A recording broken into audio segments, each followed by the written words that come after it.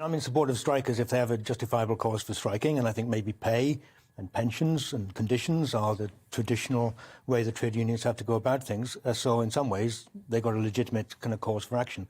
I think that the situation now is slightly different, where actually the trade unions have almost absented themselves from the discourse for the last 2 years of the pandemic and kind of walked away from lecturers' what the lecturer's true job should be, which is teaching students face-to-face. And even only last December, Joe Grady, who runs the University College Union, insisted that lecturers go back to online learning from December. We'd still be at home now if the trade unions had their way, and I think that's an absolute disgrace. So that alienation of the students from their lecturers and from their courses actually come back to bite lecturers on the backside, because actually students now, rather than actually building a solidarity in the universities, students are saying we want to have not only our fees reduced, but we want all the pay that is docked from the lecturers on the days that they take off.